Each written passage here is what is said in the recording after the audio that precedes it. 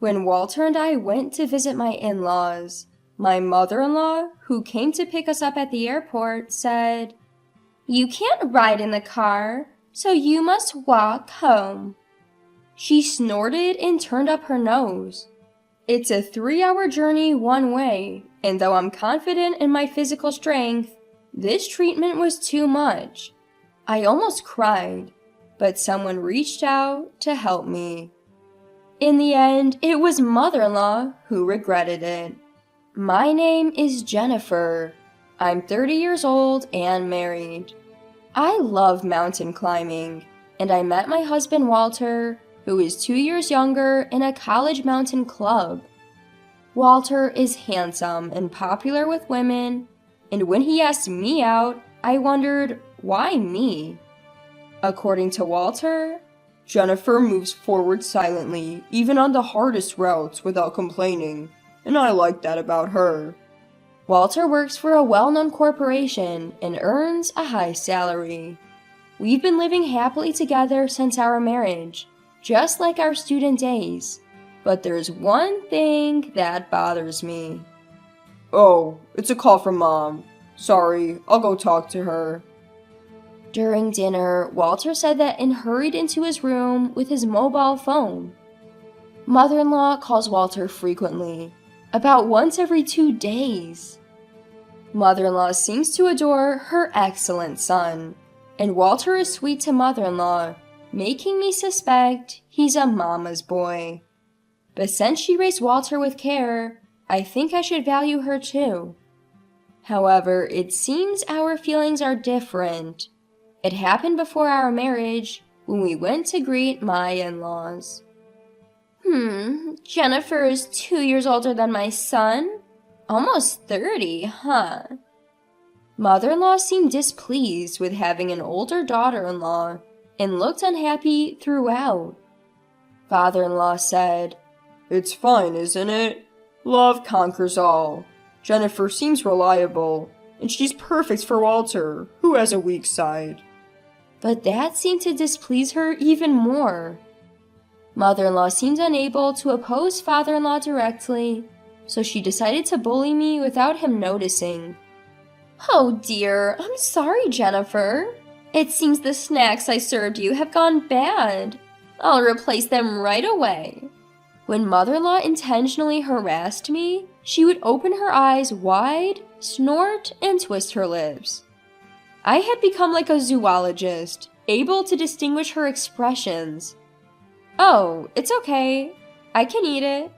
I smiled and cut off the spoiled part of the dried fruit and ate it. I had learned survival skills in the mountain club. Eat what you can of the food. Father-in-law and Walter said, "Haha, that's just like Jennifer." Father-in-law added, laughing, "Honey, that's not good. Don't serve Jennifer something like that." The atmosphere remained pleasant, but... I was careless. I'm sorry. While laughing, I didn't miss her brief, sharp look and a click of her tongue. There were other instances, like when she said, "Look, I went to Italy last week and bought souvenirs," and pulled out a high-quality branded tie for Walter. For me, it was a flimsy t-shirt with a fake-looking logo that was obviously a knockoff brand. "Come on, try on the tie. Jennifer, you try on the shirt too." At that moment, mother-in-law's face showed that familiar expression, and I realized it was another harassment. No? I can't wear a tie with casual clothes." I'm not up for it right now either. I forced a smile to keep the atmosphere light, but inside I was fed up. Afterward, I only used that t-shirt for things like weeding in the summer, or as a joke to show my friends in photos. I really hate even looking at it. These harassments were subtle enough that only I would recognize them as such. And when I told Walter, he would just say, "Mom's a bit quirky, so forgive her." However, the malice I felt little by little gradually wore me down. The town where we live is about an hour's drive from my in-laws. and the fact that we could easily visit them if we wanted to was also a source of gloom. Then one day, Jennifer, I'm sorry for the sudden news, but I've been transferred. It starts next month, so please prepare. Walter's sudden transfer was decided. Walter apologized, but I was secretly relieved to have an excuse to distance ourselves from my in-laws. Plus, the new location was very close to my parents' home, so it felt like moving from away to home. Got it. Leave the preparations to me. I'll ask my family for help too. I happily proceeded with the preparations. Now I can get away from mother-in-law's petty harassment. I was anxious about our new life, but 80% of my heart was occupied by the feeling of liberation from mother-in-law. The move was completed, and I thought I could finally distance myself from mother-in-law, but... Hello, Jennifer. Where have you been without answering the phone?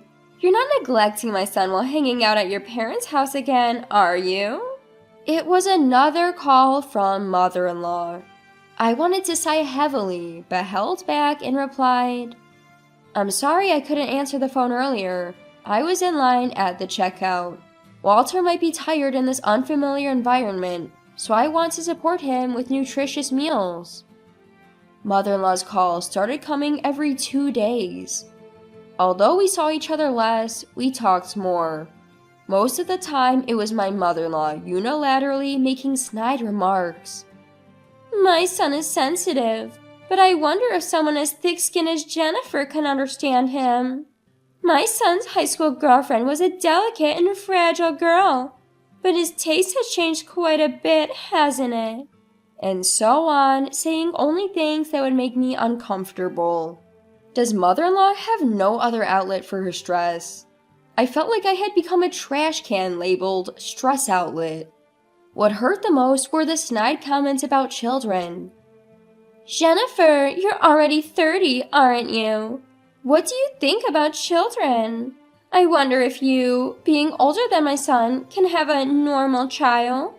I was shocked that someone would say such a thing in this day and age, but since it was something I had been concerned about recently, tears flowed after I hung up the phone. What does mother-in-law think of me? Does she think I won't be hurt by whatever she says? After that, the calls kept coming frequently, but when I responded only with safe answers to avoid making waves, perhaps she found it boring and not worth bullying, so the number of calls gradually decreased. I was truly relieved from the bottom of my heart. Then, on New Year's Day the following year, my husband and I headed to my in-laws' house. They were going to pick us up from the airport. Hey, Walter, Jennifer, long time no see. Father-in-law waved and greeted us. I was honestly dreading seeing mother-in-law, but father-in-law's friendliness was a relief. Happy New Year, Mom and Dad. Happy New Year to you both. Happy New Year, I'm glad you came. Happy New Year, Walter. Good to see you. We exchanged New Year's greetings, but mother-in-law didn't even look at me. Perhaps she was angry about my cold response to her frequent calls. It was an awkward relationship.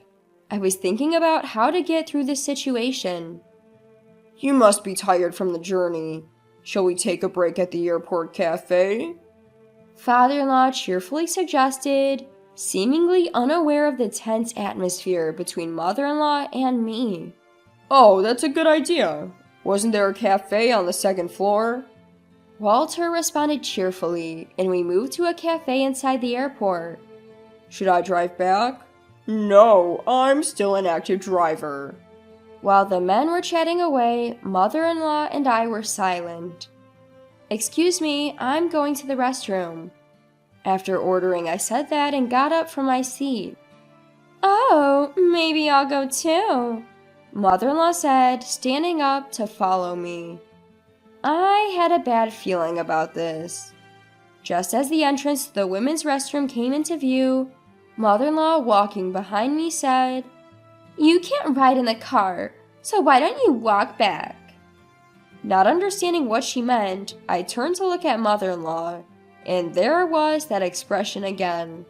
We're going back as a family of 3. You're a stranger, aren't you? I couldn't believe my ears. Walk back? From here to my in-laws' house? How far could that be? And calling her son's wife a stranger? While I was frozen in shock, mother-in-law continued to throw words at me. I was kind enough to call you frequently, but unlike Walter, you only respond coldly. Living near your parents' house has gotten to your head. I don't want to think of you as my daughter-in-law. You're a stranger. A stranger. Mother-in-law's voice was getting louder. I was shocked, but I didn't want to argue in public, so I answered in a small voice, yes, I understand.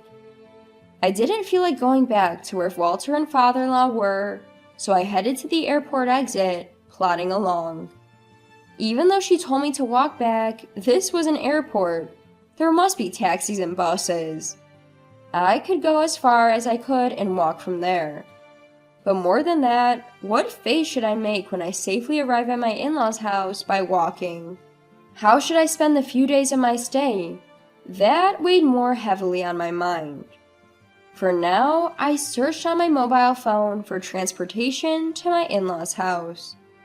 There was a bus leaving in just 10 minutes, but that bus wouldn't go near my in-laws' house, so from there, it seemed I would have to walk. It might take about 3 hours in total. 3 hours. I can walk that. With my legs trained in mountain climbing, it's not impossible. But there's a difference between walking for mountain climbing and walking because I'm not allowed in the car due to harassment. Tears welled up in my eyes. Was it my fault? If I had been pleasant on the phone even after being told such things, would this have happened? As I was walking along, lost in thought, I was suddenly tapped on the shoulder from behind. Jennifer, why are you walking here? The voice was father-in-law's. Didn't my wife say something to you at the entrance to the restroom? I was going to the restroom too, and I saw you and my wife talking, and then you started to go somewhere, so I followed you. Looking at father-in-law's kind face, the tears that had been welling up in my eyes overflowed and ran down my cheeks. Jennifer, what on earth happened? I decided to tell father-in-law the truth. Actually, I told father-in-law exactly what mother-in-law had said, and he became angrier than I had ever seen him. How dare she say that to my son's wife? Then he said something I never expected. I'll walk with you, Jennifer. With that, father-in-law stood in front of me and started walking. Father-in-law? Don't worry, I enjoy mountain climbing, and I used to climb a lot with Walter when he was little. A 3-hour one-way walk is nothing. Indeed, father-in-law's stride was firm, not what you'd expect from a 62-year-old. Come on, let's go. We didn't tell Walter we were leaving. Is that okay? I finally remembered that. In my shock at mother-in-law's words, I had just left. Walter will be fine. She'll probably talk him into waiting. I'll contact him. With that, father-in-law took out his mobile phone. It seemed he was texting mother-in-law. He told her he was walking back with me and that the car keys were in his bag. As we waited for the bus, father-in-law's mobile phone rang. Father-in-law answered, his voice filled with restrained anger. It must have been mother-in-law on the other end. I heard what you said to Jennifer. If you're going to say that, I won't ride in the car either. I could hear mother-in-law's panicked voice shouting from the other end. That's not it. She said she wanted to walk for exercise. How brazen. I was more dumbfounded than angry. We'll talk when we get home. Father-in-law hung up and shoved his mobile phone into his pocket. Perhaps because father-in-law's mobile phone was unreachable, mine started ringing next. It's definitely mother-in-law. Father-in-law and I looked at each other. What does she want now? To tell us to ride in the car? I'm definitely not answering. I decided to ignore it too. Father-in-law and I silently boarded the bus and continued to walk after getting off. This way is a shortcut. There's a slope here for a while, but let's do our best. With father-in-law occasionally giving advice, it felt like we were mountain climbing together. However, I hadn't planned on walking so much today and was wearing regular boots. Father-in-law was wearing leather shoes. This will surely hurt our feet. During the journey, I hardly spoke, but I did ask once, Father-in-law, are your feet okay? Won't walking for a long time in those shoes hurt your feet? Father-in-law glanced at my feet and squinted. I guess we're in the same boat. Making a woman walk such a long distance in those shoes. I can't believe her. Father-in-law sighed. We both thought of calling a taxi, but neither of us mentioned it, intending to spite mother-in-law. But Jennifer, you're strong. Walking such a long distance without complaining? Walter must have been attracted to that quality in you. Hearing that, I felt a little happy. Afterward, we continued to walk, buying drinks from vending machines and a grocery store to stay hydrated. About 3 hours later, as the sun began to set, we finally arrived at my in-laws' house. Their car was parked in front of the house. Mother-in-law and Walter must be home. We're back. As father-in-law opened the front door, Walter rushed over. Dad, Jennifer, I was worried. What happened? Why did you suddenly decide to walk back for exercise? Did you hear that from Mom? That's not it. Mom told Jennifer to walk back. Father-in-law said, looking understandably tired, as he sat down on a chair near the entrance. Mother-in-law, who had come out of the living room, was pale and gaping. No, that's not it. That's not it. It seems there was a misunderstanding. What was the misunderstanding? I couldn't keep quiet any longer. You said, since you can't ride in the car, why don't you walk back? Didn't you? This was the plain truth. I hate lying. Thanks to that, I was reminded of my mountain climbing club days. A 3-hour one-way walk was good exercise. Walter looked back at mother-in-law. He knows well that I'm not the type to lie.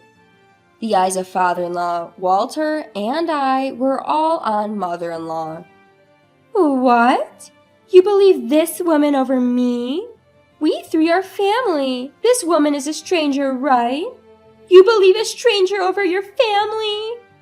Mother-in-law screamed. So, I was not allowed in the car because I'm a stranger, I said quietly. Mom, I can't believe you would say something like that. Jennifer is an important part of my family. I wanted you to feel the same way. Walter said, clenching his fist. His hand was trembling with anger. If you're going to treat Jennifer like this, I'm done with you, Mom. I won't answer your calls anymore. Don't contact Jennifer either. Walter took my hand and said, Let's go. Walter, wait! Walter slammed the door and, without looking back, took my hand and started walking. A year later. Hey, Jennifer, Walter, over here. You can see the view really well.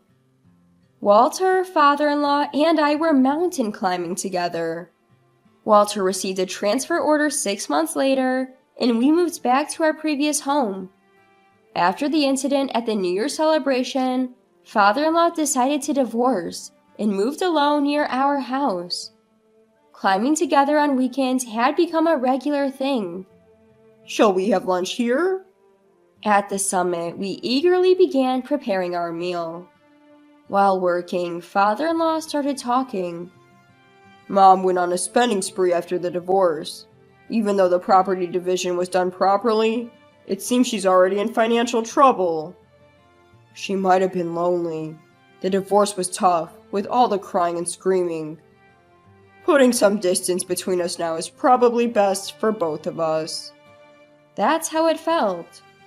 She should expand her world too.